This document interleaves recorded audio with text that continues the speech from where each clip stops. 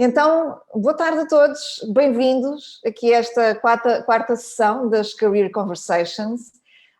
E aproveito desde já para desejar a todos vós um excelente ano de 2021 e já agora também um excelente Dia dos Reis, porque hoje é dia 6 de janeiro e celebra-se o Dia dos Reis. É verdade. Boa tarde e bem-vindos a todos. Bom ano. Voltamos a estar juntos nestas Career Conversations e eu queria lembrar que este é um espaço de conversas com significado em que nós desafiamos os paradigmas sobre a vida profissional e sobre a realização. E nisto, o que fazemos é abordar tópicos sobre os quais se fala pouco e tudo isto por forma a apoiar a navegação mais saudável, se quisermos, no tema da carreira. Isso mesmo.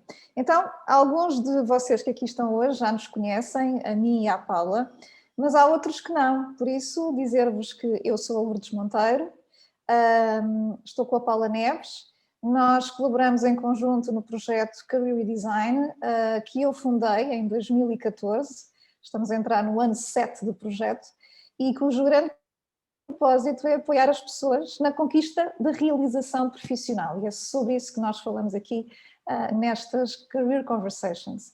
Connosco hoje está também a host desta iniciativa, a Alexandra, e a Alexandra vai ser a pessoa encarregue de gerir os vossos comentários e as perguntas que forem surgindo no decurso da conversa, bem como no final, porque certamente vão surgir muitas questões.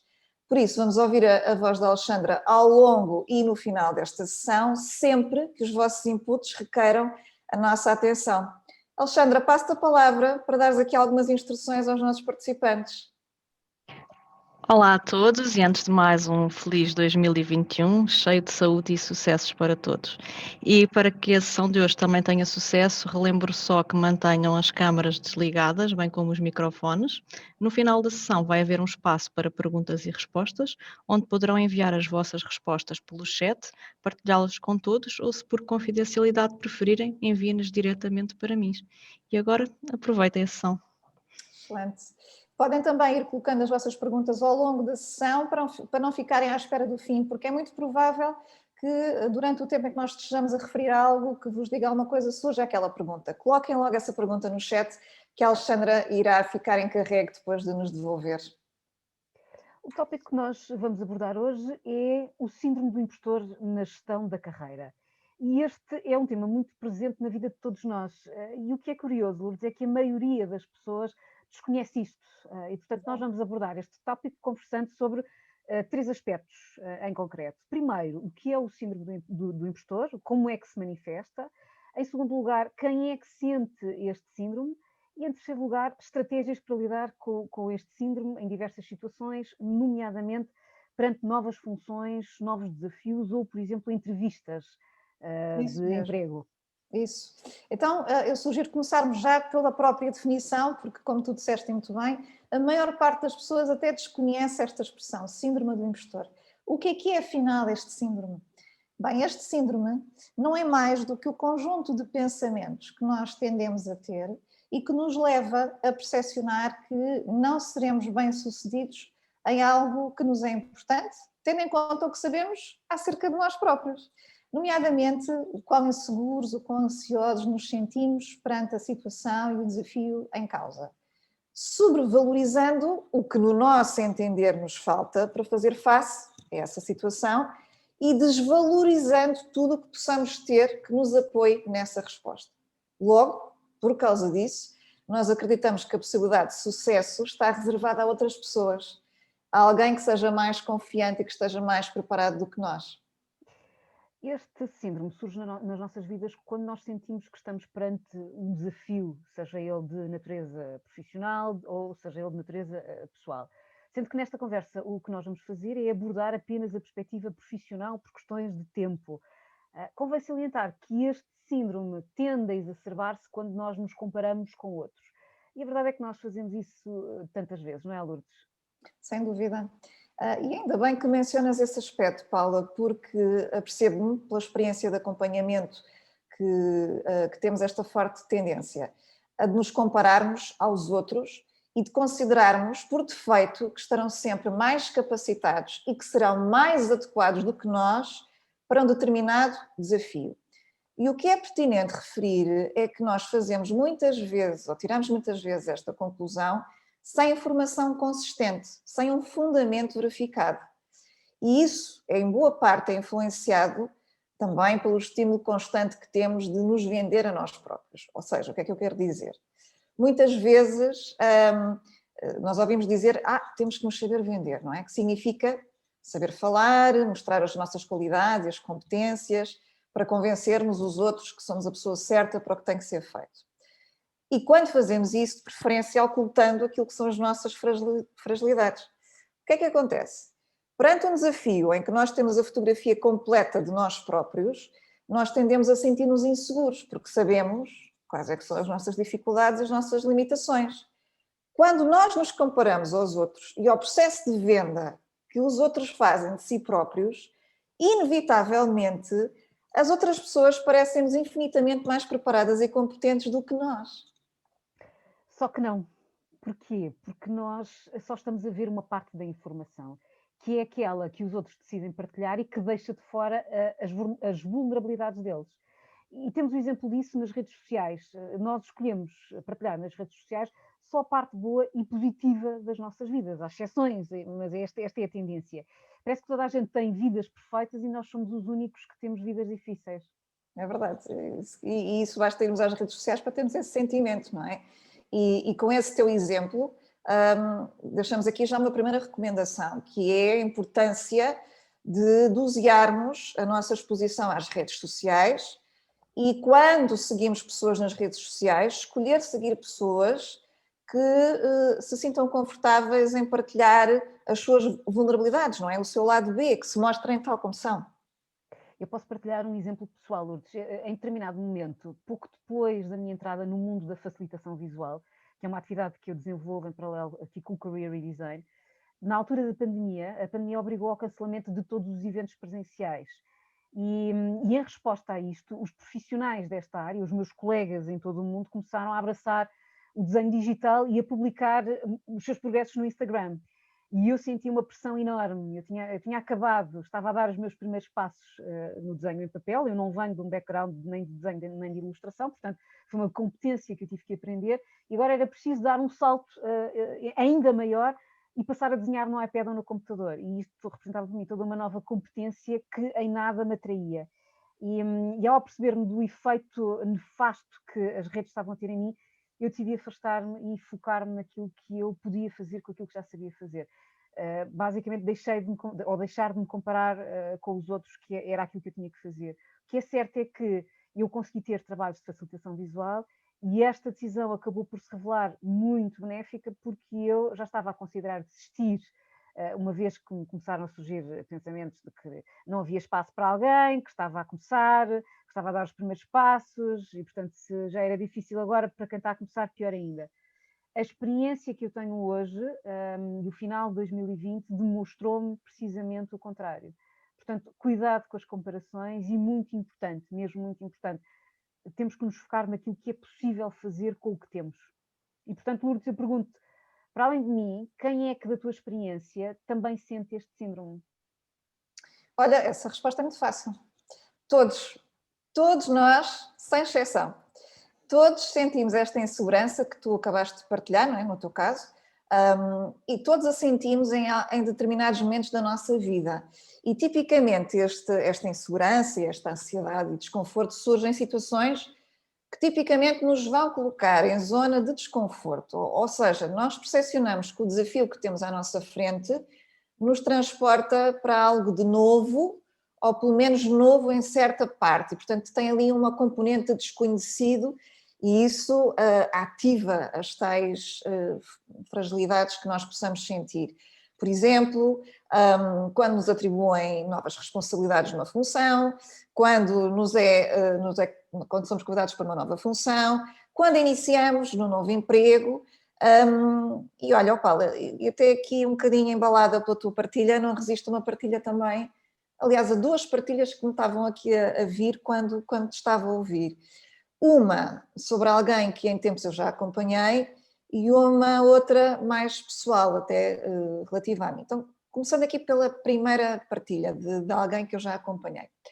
Eu que há uns anos acompanhei uma pessoa que tinha entrado como estagiária numa determinada organização, depois passou para os quadros, foi progredindo na sua carreira e foi tendo cada vez mais responsabilidades, até ao ponto de começar a ter equipa, passou a ter função de gestão, a sua equipa foi se tornando maior e, portanto, esta pessoa foi crescendo.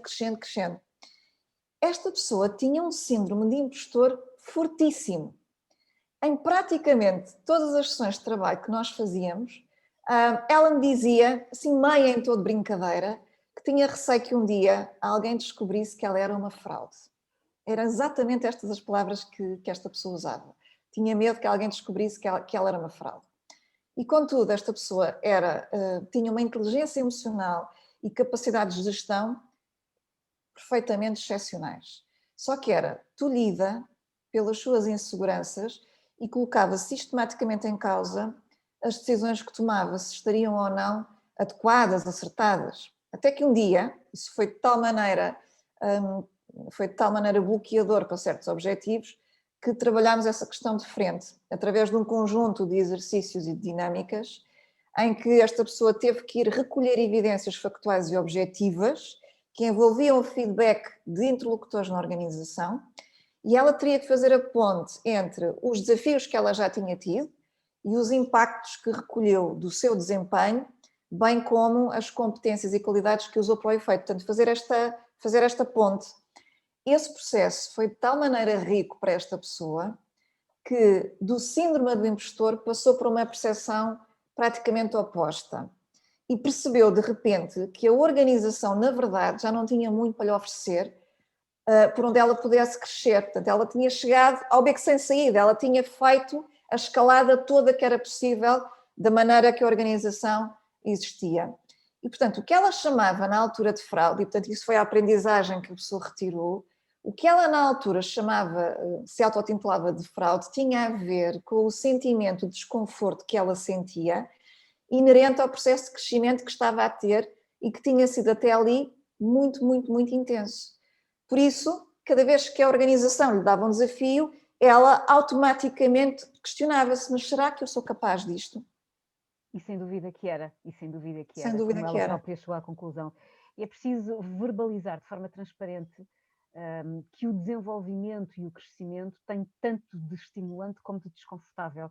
E isso não faz de nós fraudes.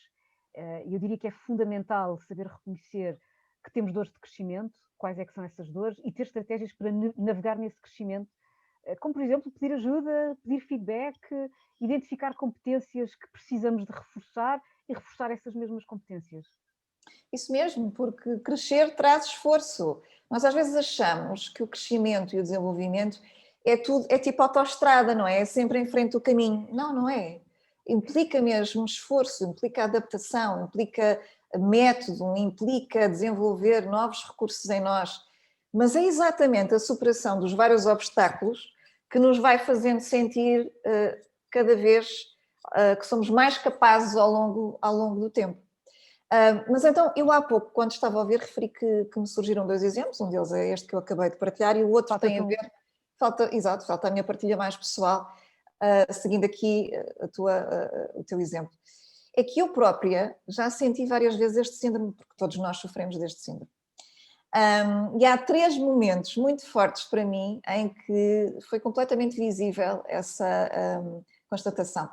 Um desses momentos foi muito curioso, surgiu há uns anos atrás, quando me convidaram para dar aulas de Career Management num MBA. O meu primeiro pensamento foi, espera aí, mas quem é que sou eu para ir ensinar gestão de carreira a profissionais experientes que estão a fazer um MBA no meio da sua carreira para assumirem cargos de gestão de tudo? Mas quem sou eu? Foi exatamente isto que eu pensei, portanto fiquei num estado de nervos que nem vos conto. Depois voltei a sentir esse mesmo síndrome quando chegou a altura de propor o livro Quero Próximo de Carreira às editoras. Porque o primeiro pensamento que me passou pela cabeça é isto nunca na vida vão querer publicar este livro. Então, há centenas de livros que são propostos todos os anos às editoras, vão lá eles querer saber deste. Duvido. E finalmente, o outro exemplo é quando eu dou talks. Quando eu tenho que estar perante uma assistência nomeadamente presencial, é onde eu sinto mais esse síndrome, eu sou novamente assolada por esta insegurança. Ainda o mês passado isso aconteceu, eu fui dar uma talk e a Paula estava comigo e eu estava a sentir-me naquela insegurança típica antes de iniciar uma nova talk. Ninguém diria. Pois, eu sei, mas eu na verdade podia continuar aqui a dar exemplos, mas a verdade é que ele também se manifesta comigo, não é? Eu tenho também algumas situações dessa natureza na minha vida profissional. Eu costumo dizer, lá estou eu novamente a pôr-me em bicos de pés, não é? Porque a minha história de vida tem muitos momentos destes, muitas alturas em que eu me propus ou dou comigo e de repente estou a fazer coisas que nunca fiz antes, coisas para as quais não tenho experiência e coisas para as quais não tenho educação formal. Portanto, a pergunta que eu te faço, Lourdes, é como é que tu ultrapassaste o síndrome nas situações que deste exemplo? Sim. Olha, eu tenho aprendido ao longo da minha vida e no trabalho que tenho feito com as pessoas que acompanho, que nós somos peritos em fazer aqui filmes. E filmes tipo drama, não é? Porque os desafios geralmente são muito mais simples do que aquilo que nós os fazemos. Então, aquilo que eu tenho aprendido é que é muito importante nós permitirmos-nos a passar pela experiência e a aprender com isso em que ponto é que nós realmente estamos em relação àquele desafio. Vou dar aqui os meus exemplos concretos. Quando eu fui dar o MBA, as aulas no MBA pela primeira vez, eu ia super nervosa. Mas quando eu lá cheguei, a insegurança, ao final de 10 minutos, ela esfumou-se. Eu comecei a partilhar o meu conhecimento, a minha experiência, e às tantas, as pessoas começaram a colocar imensas perguntas. E houve uma coisa que eu percebi. Eu percebi que as pessoas só precisavam de um mote para se sentirem seguras, para partilhar as suas próprias questões profissionais e precisavam de sentir que alguém as escutasse mesmo e as ajudasse a ter novas perspectivas.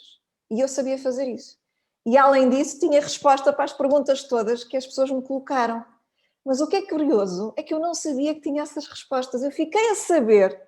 É tão engraçado. Eu tive aquele sentimento, afinal de contas, eu sei mais disto do que eu pensava. Foi exatamente isto, o sentimento que eu tive quando acabei a primeira aula. E é engraçado porque continuo a dar aulas nesses MBAs, ano após ano, e realmente nós só nos apercebemos do que sabemos quando somos confrontados com a realidade.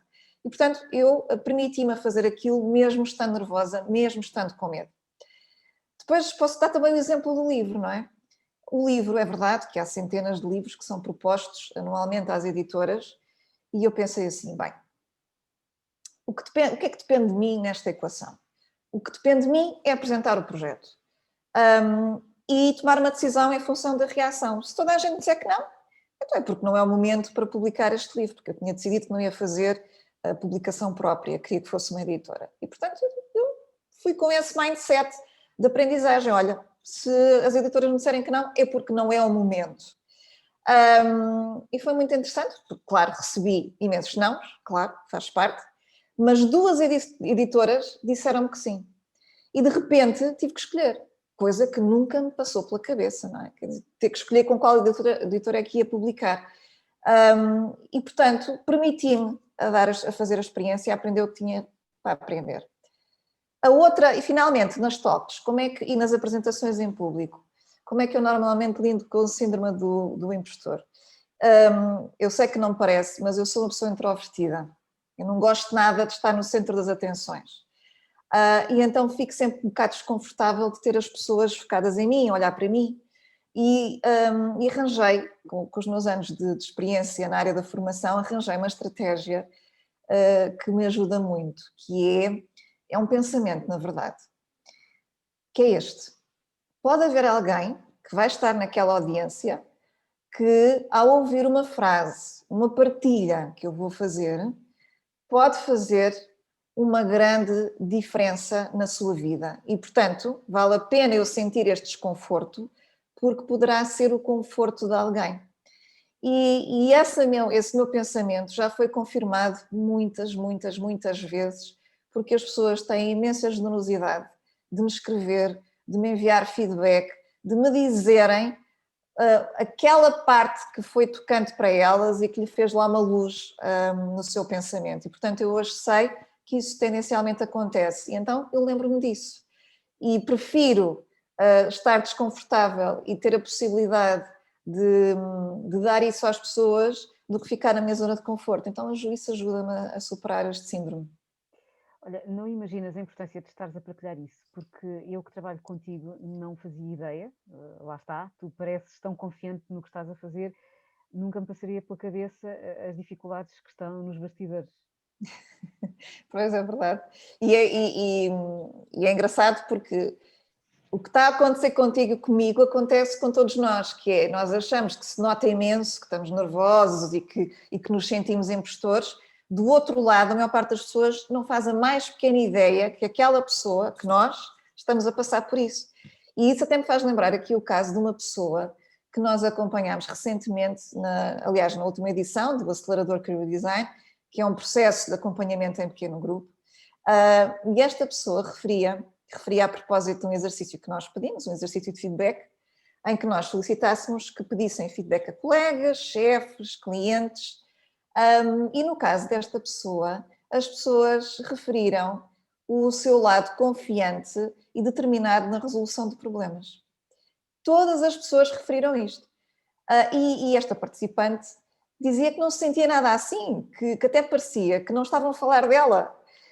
Só que perante a evidência de tantos feedbacks e deles todos dizerem o mesmo, ela começou de facto, pôs-se um bocado nos pés destas pessoas com quem trabalha e começou a pensar, pois realmente se eu estivesse de fora era isto que eu via, mas é engraçado porque por dentro eu sinto-me super insegura, super ansiosa, sempre com imenso medo de fazer asneira, de falhar. E foi interessantíssimo porque quando ela fez este exercício notou-se muito bem uma mudança de atitude. Ela até ali estava com uma reação até de uma certa vitimização, estava-se a destituir das suas capacidades e a partir dali ganhou uma proatividade muito salutar. A questão é esta, é que todos nós temos ansiedade em algum momento, mas nós não somos a nossa ansiedade, não é? Ou seja, nós podemos estar ansiosos por causa de um novo desafio, mas a ansiedade é um estado, não é o que nós somos.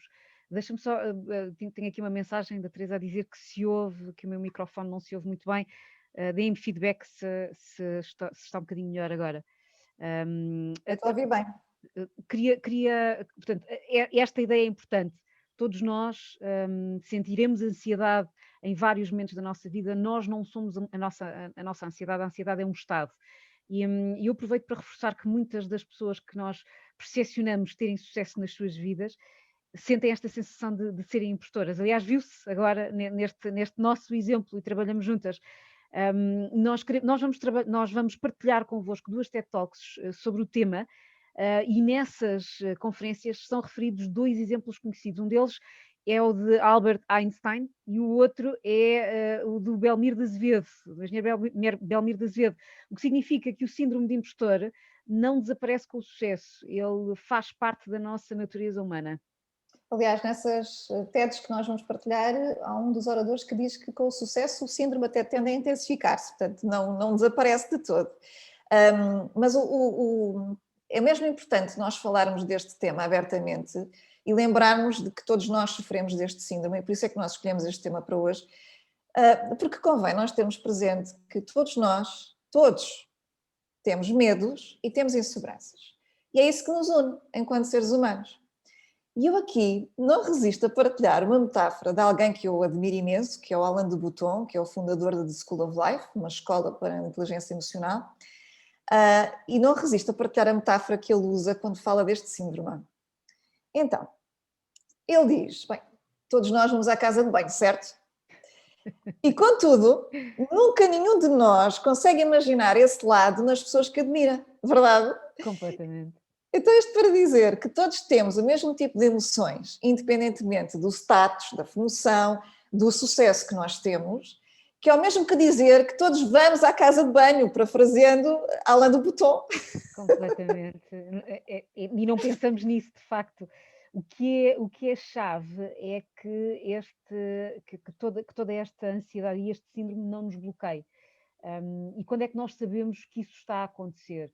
Quando há comportamentos que nos prejudicam, nomeadamente quando nós, por causa disto, não partilhamos as nossas ideias ou as nossas opiniões. quando não nos candidatamos a oportunidades ou a programas, por exemplo, que seriam relevantes para nós, que seriam interessantes para nós. Quando nós não manifestamos as nossas vontades nas organizações. E com isto, com este tipo de escolhas ou de decisões, podemos estar a perder algo importante nas nossas vidas. Sim, e por isso nós agora vamos partilhar com todos vós algumas estratégias que nos podem ajudar a conviver mais serenamente com este síndrome e vamos fazê-lo em funções de situações profissionais específicas e muito frequentes. E a primeira situação profissional em que nós identificamos ser frequente o síndrome do impostor é quando nós estamos perante um desafio novo, no qual nós não temos experiência prévia. E então, neste caso, que estratégia é que podemos adotar? Nós sugerimos colocar a situação sob uma perspectiva diferente. Podemos não ter a experiência, isto é importante, podemos não ter a experiência, mas que outras capacidades e forças é que nós temos e que podem fazer toda a diferença. Por exemplo, temos um olhar fresco. E com isso podemos, por exemplo, fazer perguntas que ainda ninguém se lembrou de fazer e abordar os problemas de novas formas. Podemos ter algumas competências-chave para lidar com o desafio. É importante ter presente aqui que nós estamos perante um mundo VICA. O que é VICA? Um mundo VICA é um mundo que é volátil, que é incerto, que é complexo e que é ambíguo e que está em constante mudança. E, portanto, neste tipo de contexto que vivemos, são cada vez mais os desafios para os quais ninguém tem experiência prévia. Nós acabámos de ver isso com a entrada da pandemia. Todos nós tivemos de lidar com novos desafios de forma muito rápida e com os recursos disponíveis.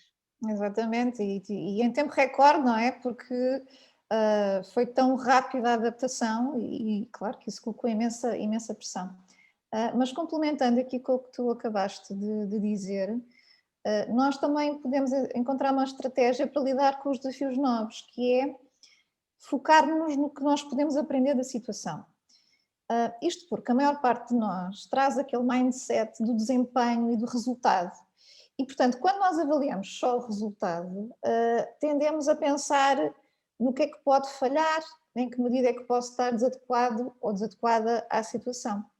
Mas se em vez de eu pensar no resultado, eu colocar o meu foco naquilo que eu posso aprender, isso permite-me lidar com uma situação de forma muito mais aberta e construtiva e até como uma espécie de caminho evolutivo. Não é um sprint, não é um one shot. E eu dou aqui o meu exemplo mais uma vez. Quando em 2014 eu criei o projeto Career Design, o primeiro formato que eu escolhi praticar e oferecer às pessoas tinha a ver com o formato de formação, porque era a experiência mais forte que eu tinha naquela altura. Se eu tivesse focado apenas o resultado que eu obtive, nós não estaríamos aqui hoje. Eu tinha ficado pela primeira experiência que fiz, tinha ficado por ali, tinha desistido. O que eu fiz foi, ok, então as pessoas não quiseram fazer a formação. Ok, então eu vou falar com elas e vou perguntar, porque me colocaram nessas questões, o que é que lhes chamou a atenção e qual seria o formato mais interessante para elas. E foi aí, com essa aprendizagem, que eu percebi que as pessoas, na verdade, queriam, mas queriam fazê-lo sozinhas, a solo. Sentiam-se mais seguras para fazer a partilha. E estes exemplos reforçam a importância da perspectiva. Ou seja, em vez de nos focarmos naquilo que nos falta, o que é importante é olhar para o que temos e que pode ajudar na situação, ou seja, adotar aqui uma atitude de aprendizagem, de crescimento. Uma segunda situação em que este síndrome surge é nas situações das entrevistas, Lourdes. Sim, porque as entrevistas e as apresentações em público em particular são situações que são muito propícias ao síndrome do impostor. Porque as pessoas sentem-se mais vulneráveis pela pressão de uma avaliação que está presente. No caso das entrevistas, quando as pessoas estão desempregadas, essa pressão aumenta, não é? Ainda mais pela importância que tem o conseguir-se o emprego e a estabilidade financeira na sua vida e, portanto, são momentos importantes para nós. E para lidar com entrevistas, convém ter presente aqui qual é que é o objetivo do processo de entrevista. O objetivo da entrevista não é tanto validar as competências técnicas da pessoa, porque essas já foram triadas na seleção que foi feita anteriormente. O objetivo é saber o que não vem no currículo, nomeadamente como é que é trabalhar consigo, com a pessoa que está a ser entrevistada. É importante que as pessoas consigam ter um vislumbre de como é que vai ser tê-lo a bordo da equipa, não é? E, portanto, se a pessoa que está a ser entrevistada pode acrescentar e complementar a equipa que já existe, se tem fit com a organização. E, portanto, esse aspecto é importante na escolha da pessoa.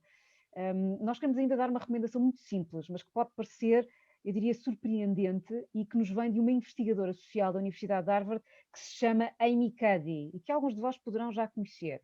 Ela diz que a nossa postura física antes de uma entrevista é muito importante. E nós sabemos isso, aliás, da programação neurolinguística. Então, a professora Amy Cuddy, ela alerta para que, antes da entrevista, nós não devemos estar curvados a olhar para o smartphone. Não é? Estamos à espera de ser chamados e estamos curvados a olhar para o smartphone. Porque É a nossa zona de conforto, não é, Paula? É tipo, olha, deixa-me cá ficar no meu mundo. A ver as mensagens, a ver as mensagens e a ver o Instagram.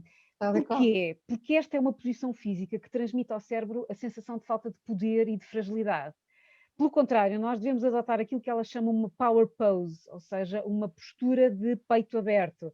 E ela inclusivamente sugere irmos à casa de banho e durante 2 minutos, porque ir à casa de banho, para não fazermos isto no corredor, que pode parecer uma coisa estranha, mas é durante 2 minutos colocar os braços na cintura. E porquê é que devemos fazer? É um exercício super simples, mas porquê é que devemos fazer isto? Porque isto aumenta os nossos níveis de testosterona, que está associada à confiança, e baixa os nossos níveis de cortisol, que está associado ao stress. Ou seja, nós ficamos mais confiantes e menos estressados. E isto, reparem, é um mecanismo puramente biológico. Está estudado e que ela recomenda para ultrapassar o síndrome do impostor, que ela própria, a Amy Cuddy, sofreu durante muito tempo.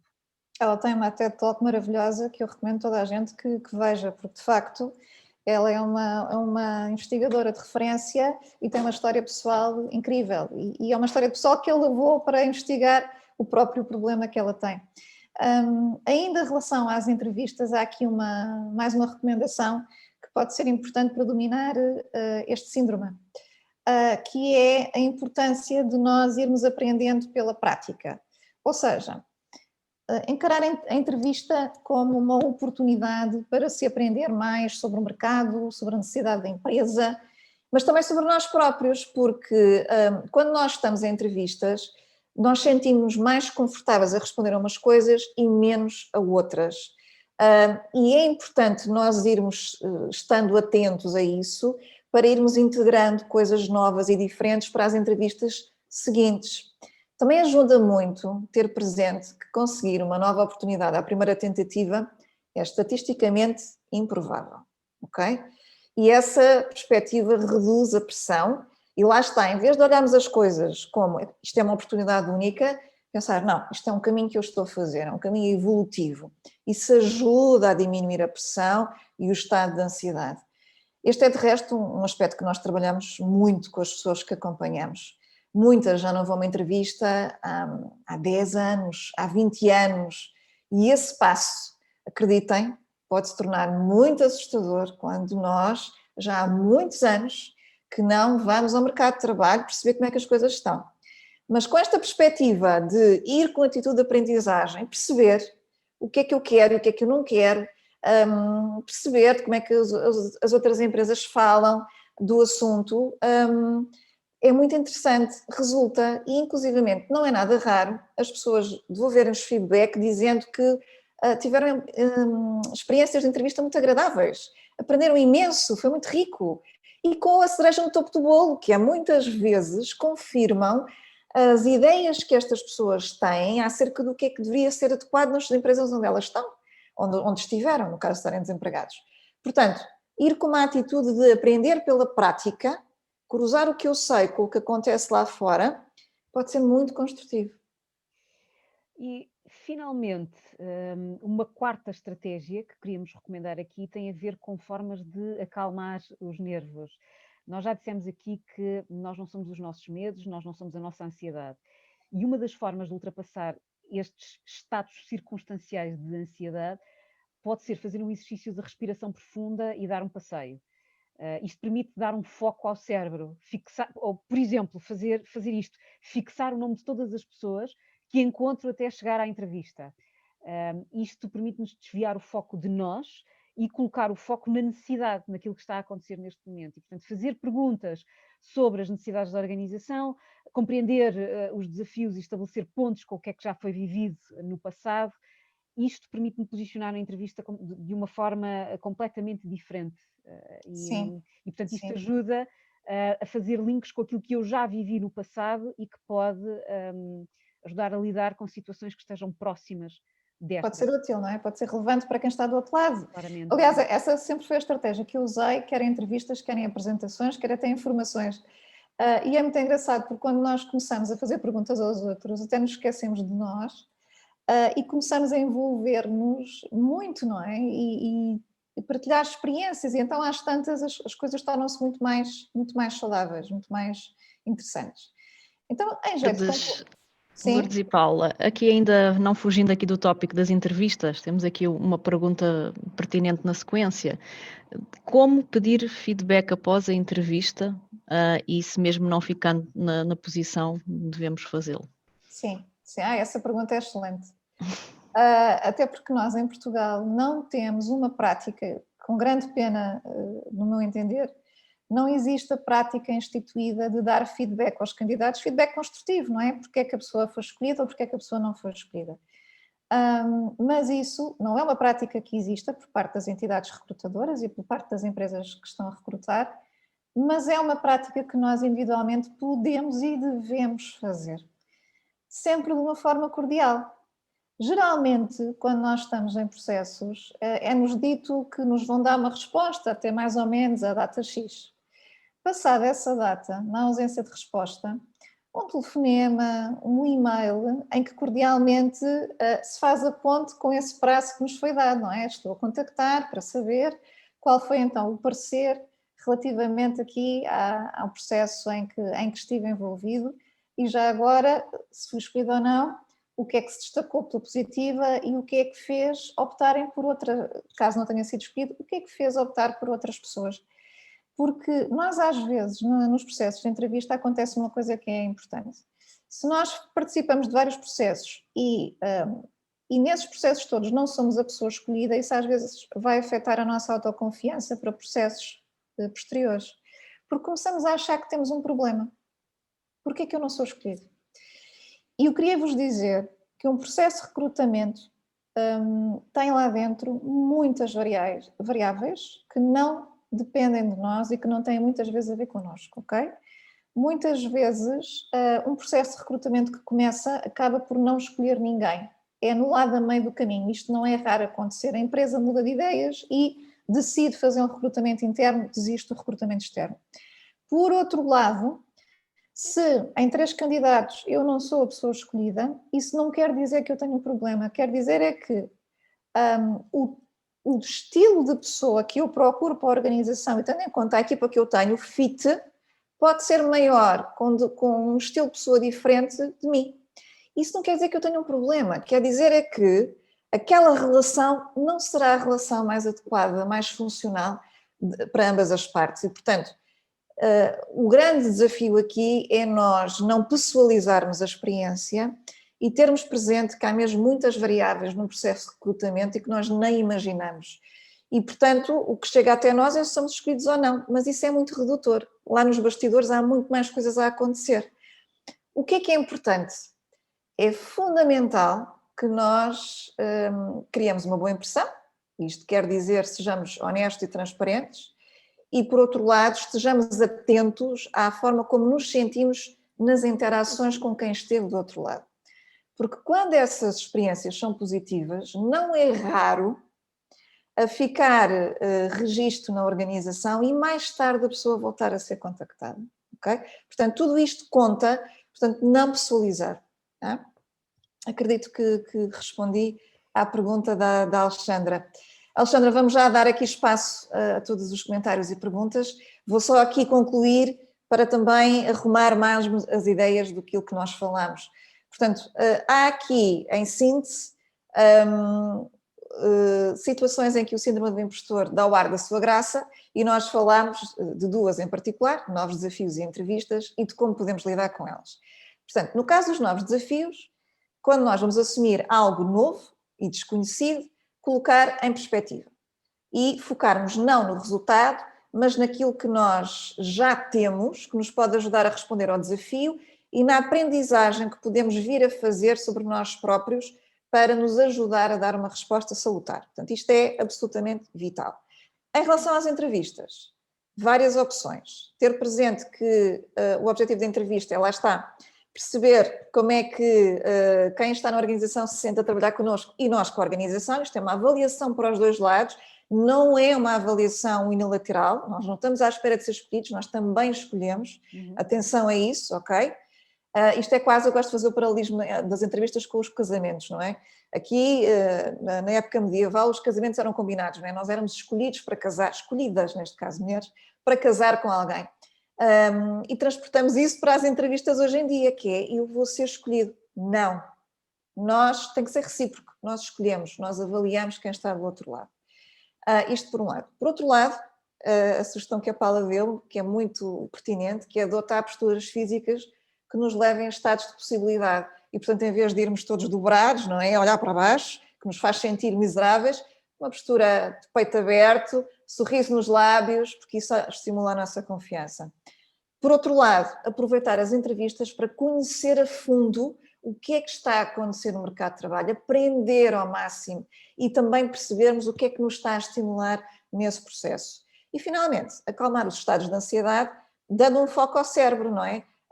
Fazer perguntas sobre o problema a resolver da organização, fixar o nome das pessoas. O que é importante é dar um foco ao cérebro que o desvie do estado de nervos em que nós tipicamente entramos.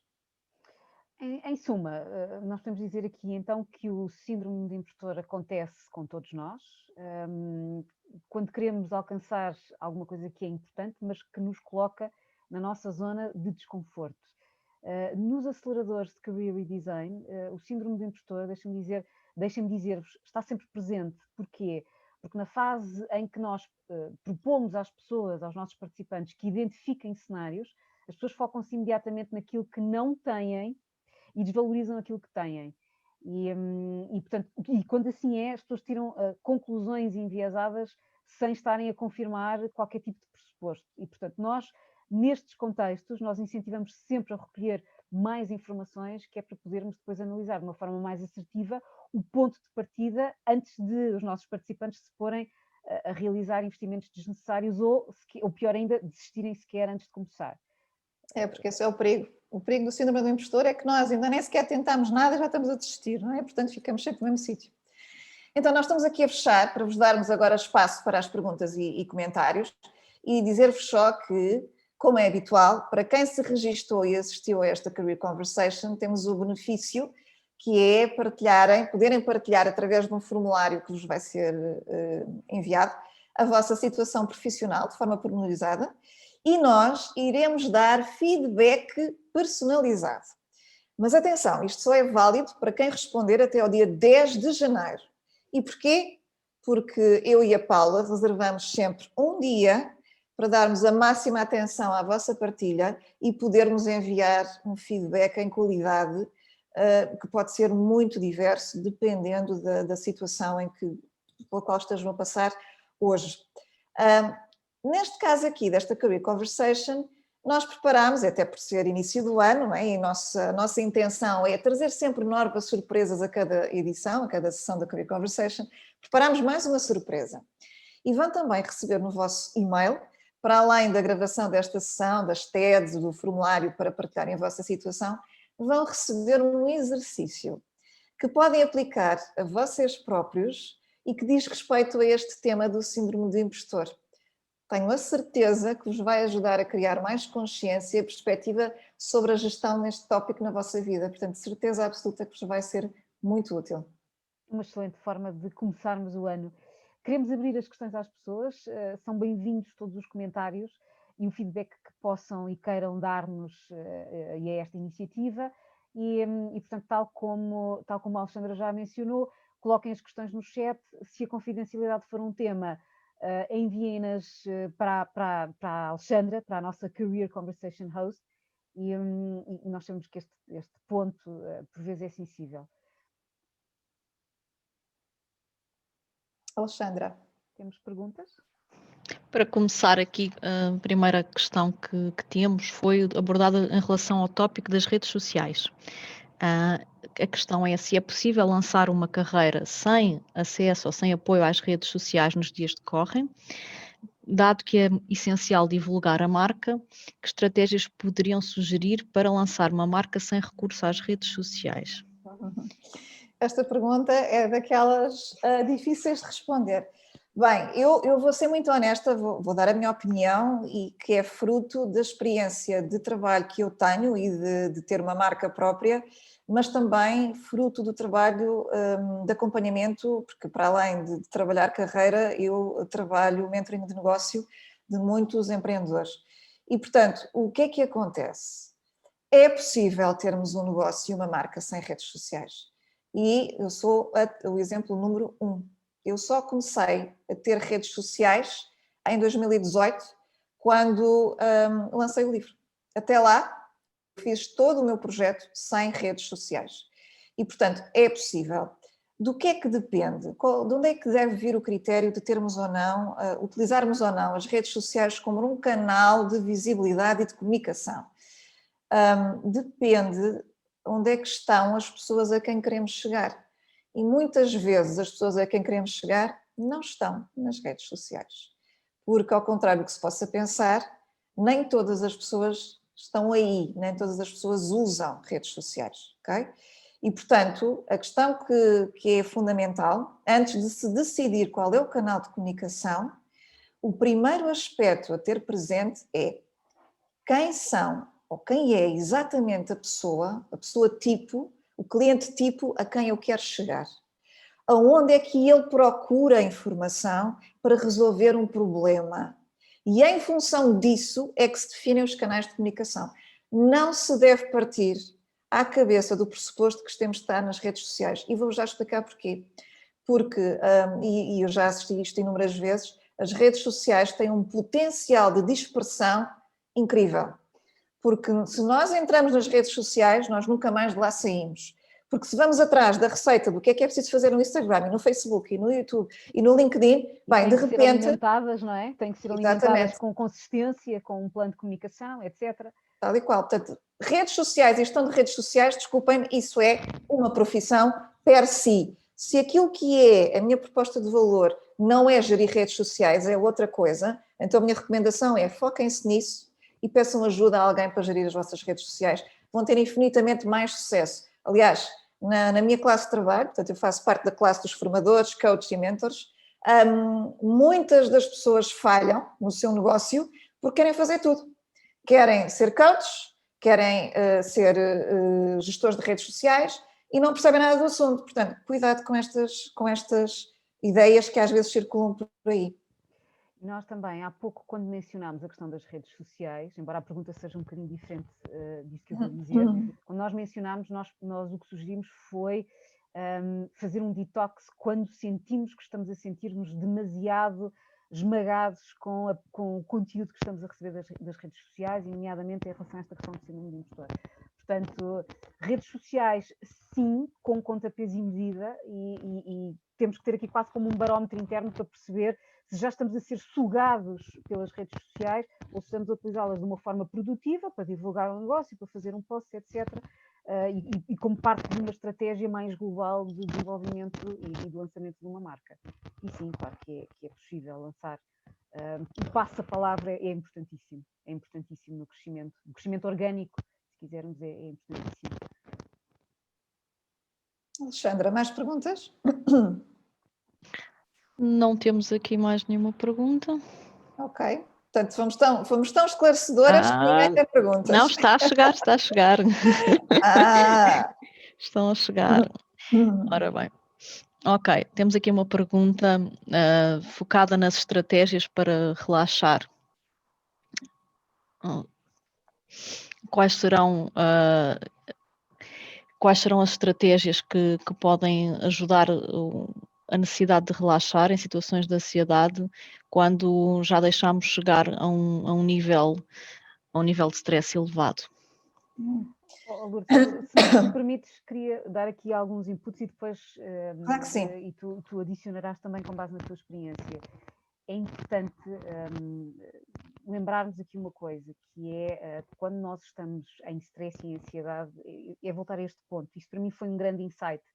Eu tenho às vezes momentos em que tenho a ansiedade a bater e lembrar-me que eu não sou a minha ansiedade, eu estou ansiosa e isso é um estado, e esse estado é circunstancial e é possível ultrapassar esse estado. É claro que quando a pessoa menciona aqui que nenhuma das outras estratégias funcionou, é importante perceber o que é que já experimentou, não é?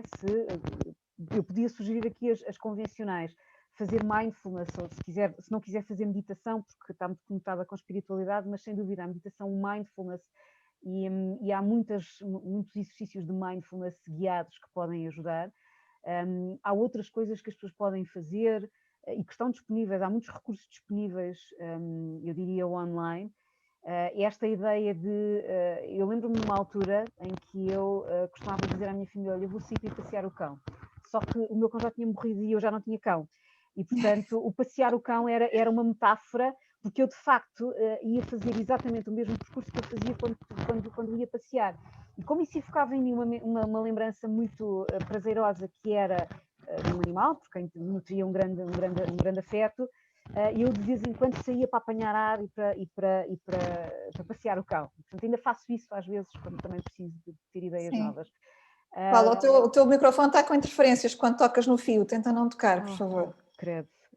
Não sei, mas conseguiu só ouvir o que eu estava a dizer? Consegui só ouvir.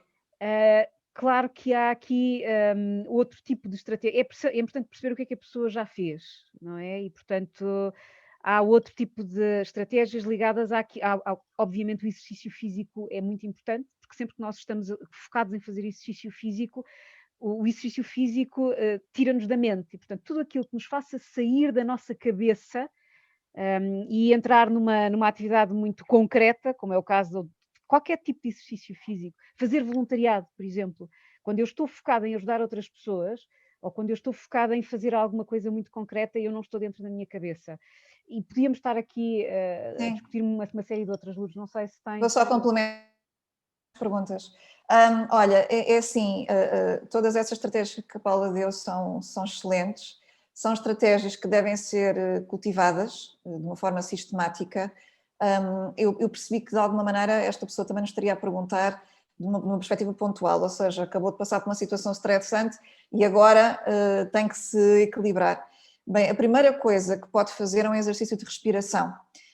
E um exercício de respiração que ajuda a acalmar o estado de ansiedade no imediato, naquele momento. E há um exercício muito simples que consiste em inspirar pelo nariz e fazer 4 contagens, não é? Inspira, faz 1, 2, 3, 4, retém a respiração durante 4 segundos e depois expira por 8 contagens. E, portanto, conta mentalmente e faz essa repetição de ciclos 10, 20, 30 vezes. E é muito interessante porque, por causa do exercício de respiração e do foco que está a dar na contagem, ao final de alguns minutos começa a acalmar-se. Eu própria já passei por situações muito estressantes e para conseguir autocontrolar-me e regressar ao meu estado normal é uma estratégia que eu uso com frequência. A outra estratégia que pode usar no curto prazo, perante uma situação estressante, é imediatamente pegar num telefone e ligar a uma pessoa da máxima confiança. Alguém que escute e alguém que sabe que a vai acalmar ou que o vai acalmar. E, portanto, estas 2 estratégias são estratégias que quase todos nós conseguimos ativar no imediato e que funcionam muito para nós voltarmos ao normal depois desse momento, desse pico de stress que acabou de passar. Lourdes, não sei se faz sentido adicionar aqui como recomendação que se a pessoa se aperceber que de facto a situação já está a assumir proporções muito grandes e, portanto, se a pessoa sente que está a ter qualquer coisa como um ataque de pânico e, portanto, isto já ultrapassa níveis de ansiedade perfeitamente aceitáveis dentro daquilo que estamos a viver e do contexto que estamos a viver, então faz sentido procurar ajuda. Especializada. Procurar ajuda especializada. E a ajuda especializada passa pela psicoterapia, pela psicologia clínica, psiquiatria, portanto são todas essas valências que trabalham essa questão, ok? Alexandra, mais perguntas? Temos mais duas perguntas. A primeira, como avaliar se estamos mesmo a sofrer do síndrome do impostor ou não somos bons o suficientes, mas esta pergunta já traz aqui um pouco de resposta e dá já a sugestão de pedir feedback a outras pessoas para nos darem uma opinião imparcial. Ok. Bem, então essa pergunta é muito pertinente, que é qual é a diferença entre o síndrome do impostor e de facto, isto não sermos bons o suficiente, vocês não me levem a mal, mas eu detesto esta expressão, porque isto é colocar um rótulo na nossa capacidade e, portanto, quando nós colocamos rótulos a nós próprios, nós estamos a pôr-nos numa caixa e estamos a dizer que não há esperança, e não é verdade, porque nós podemos sempre evoluir e tornarmos cada vez melhores, e, portanto, essa é a forma que eu gosto de encarar os desafios na vida. Mas há aqui uma questão muito importante, que é perante um desafio, pode surgir aqui, o síndrome do impostor tem a ver com o pensamento enviesado que nós temos de irmos logo para a negativa do e eu não sou confiante que chegue, e eu sou ansiosa e tenho medo se isto não resultar, e isto é o síndrome do impostor, está muito ligado ao sentimento de medo. O que pode acontecer em paralelo é, perante um desafio, serem precisas determinados tipos de competências que fazem a diferença e eventualmente eu não as ter. Isso pode acontecer, mas isso não é síndrome do impostor. Isso é haver um gap, não é? Quer dizer, uma diferença entre aquilo que é necessário para o desafio e aquilo que eu já tenho. E se eu quero mesmo fazer aquilo, então o que é que me compete a mim? Compete-me a mim perceber se aqueles são requisitos mesmo essenciais para responder ao desafio ou se os que eu tenho eu consigo responder. Se calhar não vou responder num nível de excelência, consigo responder num nível médio, ok? Mas depois posso decidir investir na aquisição dessas outras competências que me vão ajudar a passar do nível médio para o nível excelente. Estão a perceber porque é que eu não gosto da expressão do ser bom? Porque isto do ser bom, isto é muito perigoso. Porque do ser bom ao eu não sirvo, não sou adequado, dou um saltinho para o síndrome do impostor num flash. Então é mesmo importante nós termos um discernimento objetivo sobre as situações. O que é que ajuda muito? Nós achamos sempre que aquilo que nós temos para dar fica sempre aquém das necessidades. Na verdade, quem tem o desafio ou a necessidade tem legitimidade de nos dar feedback, de nos dizer como é que avalia o grau de resposta que nós estamos a dar. E muitas vezes nós descobrimos que o grau de resposta que damos para a pessoa é extraordinário. Para nós fica aquém, para o outro é extraordinário. E isto é sempre surpreendente quando acontece. A mim já aconteceu muitas vezes, não é? A mim também. No outro dia estávamos a falar sobre isso, eu e a Paula dizia-me assim, eu fiz um evento de facilitação visual, toda a gente ficou fascinada com o que eu fiz, mas eu não fiquei impressionada. E estávamos a falar sobre isso. Sempre que estou nesse espaço, acontece-me isso. Isso, tal e qual. E eu queria só adicionar, Lourdes, eu sei que estamos mesmo em cima da nossa hora de fim, mas a história está cheia de pessoas que foram consideradas, a quem foi dito que não eram bons o suficiente. E portanto, eu estou a falar do Einstein, eu estou a falar do Michael Jordan, estou a falar do Walt Disney, que foi considerado pouco criativo, Michael Jordan foi chumbado da primeira vez que tentou entrar numa equipa de basquete, e portanto há aqui todo um conjunto de exemplos. E porquê é que eu estou a falar destes exemplos? Eu gostava de dar aqui uma recomendação de leitura que responde a esta questão, que é o livro Mindset, da Carol Dweck, e que nos dá precisamente estes exemplos. E a Carol Dweck diz, também é uma professora da Universidade de Stanford, e ela defende que todas as competências, todos nós somos capazes de aprender quaisquer competências, desde que tenhamos um mindset de crescimento, e que tem muito a ver com aquilo em que nós acreditamos que somos capazes de fazer. E portanto deixava esta recomendação de leitura muito associada a esta pergunta. Alexandra, mais uma pergunta, não é? Sim, temos aqui só mais uma pergunta para falarmos sobre o perfeccionismo versus o síndrome do impostor, se têm efeitos semelhantes. Uhum. A questão do perfeccionismo tem a ver com a pessoa de repente, isto também está muito presente em muita gente, que é aquela coisa de quando faz as coisas, envolve-se num grau de dedicação e de resposta que às tantas já não é produtivo, não é? Porque já o que era para ser respondido já é respondido com menor grau de rigor e de detalhe, E nós achamos, porque a referência é nossa, que aquilo tem que ser mais e mais e mais e mais, então parece que nunca conseguimos parar. Por outro lado, o perfeccionismo tem outra coisa, que é ou fazemos perfeito ou não fazemos. E eu costumo dizer, mais vale feito do que perfeito. Porque quando nós começamos a entrar no drive do perfeito, muitas vezes não fazemos. E isso vai bater no síndrome do impostor, que é, como nós achamos que não somos adequados para, não estamos à altura do desafio, quem é que eu sou para fazer aquilo, então nem sequer nos permitimos a passar pela experiência. E é isso que estas duas questões têm em comum. E Certamente, leva inclusivamente, Lourdes, à procrastinação. Portanto, muitos dos procrastinadores crónicos têm esta questão do perfeccionismo associada. sim. E, portanto, esta frase, feito é melhor do que perfeito, é chave. Esta frase não é minha, é de um cliente meu que eu adorei, achei que essa frase era simplesmente brilhante, mais vale feito do que perfeito, e devagar se vai longe, não é? Que é um dito popular que eu gosto muito. Por isso, o perfeccionismo, tomem várias pílulas de antiperfeccionismo, porque isso não vos vai levar a lado rigorosamente nenhum. E, portanto, mais vale feito do que perfeito. Lembrem-se dessa máxima que vem de um cliente meu, que eu nunca mais me vou esquecer. Sobretudo no contexto, não é? No mundo VICA que nós vivemos agora, claramente executar, fazer, pôr em movimento, ter versões beta das coisas, mas que estão, fazer, prototipar, não é? Experimentar. Sem E dúvida. falhar é chave, mais do que fazer muito perfeito. Eu costumo dizer que não se falha, aprende-se, não é? Porque falhar, o que é isso do falhar, não é? Porque até é uma pergunta interessante para nós fazermos a nós próprios, não é? O que é isto da falha? Portanto, eu prefiro aprender do que usar esse termo. Bom, estamos aqui a fechar, já estamos às 14h04, há uma hora que começámos, vamos respeitar o tempo de todos. Agradecer a todos a generosidade de se inscreverem, de estarem aqui a passar a vossa hora de almoço connosco.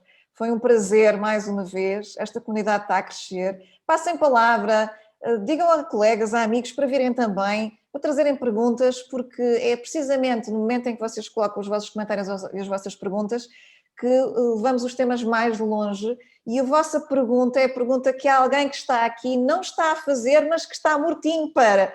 Por isso, passem palavra, continuem a vir, utilizem os benefícios que vos estamos a oferecer ao máximo. Já sabem, até dia 10 de janeiro estamos à espera dos vossos formulários com a vossa situação para vos darmos feedback personalizado. E próximo mês haverá mais Career Conversations e o tema é surpresa, vão saber em breve. Um bom ano para todos e vemo-nos em breve. Um abraço.